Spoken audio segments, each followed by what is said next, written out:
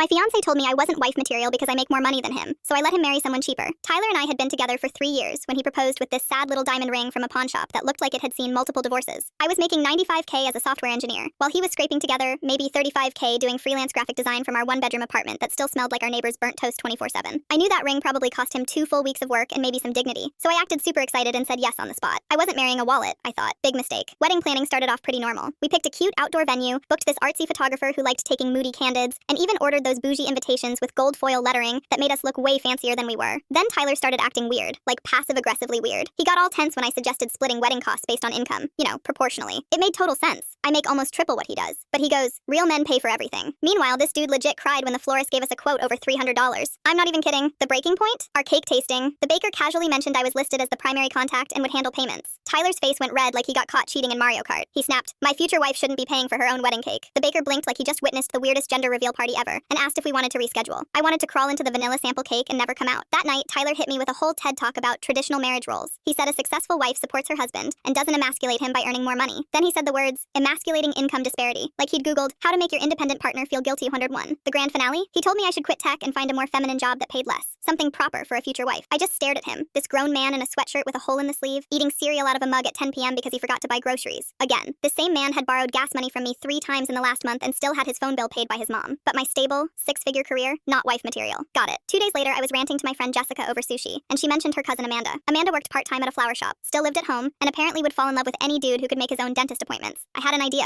A very evil, very perfect idea. I showed Jessica a photo of Tyler. She was like, oh yeah, Amanda would be all over that. So I gave her Tyler's number and told her to have Amanda text him. Something casual like coffee or whatever. I said I'd take care of the rest. That night, Tyler was mid-rant about the caterer's prices when I just cut him off and went full 1950s sitcom wife. I said he was right, that I'd been selfish and I realized my career was just getting in the way of me being a supportive partner. His eyes lit up like he just won a free PS5. Then I hit him with, since you feel so strongly about traditional gender roles, maybe you should be with someone who already fits your ideal. Someone who makes less money and won't threaten your masculinity. He looked like a frozen Windows XP screen. 3 days later, boom, Amanda sends the flirty text. Tyler showed it to me like he was the victim of some number hacking scheme. I acted all suspicious, accused him of flirting behind my back, and we had a dramatic soap opera level fight. He called me paranoid, I called him unreliable. He stormed out, didn't come home until the next morning. Turns out he did meet Amanda for drinks. Just to clarify things, he said. According to Jessica's recon, they talked till the bar closed. Amanda thought he was so mature and deep because he once moved out of his parents' house. He loved the attention. Someone impressed by the fact that he owned 2 pairs of jeans and didn't eat off paper towels. He was thriving. Within 2 weeks, he was basically living at Amanda's parents' house. She baked cookies, she ironed his shirts. She called him ambitious because he made a Canva resume. I, meanwhile, played the needy, career-obsessed partner, constantly pressuring him about wedding costs and when he planned to,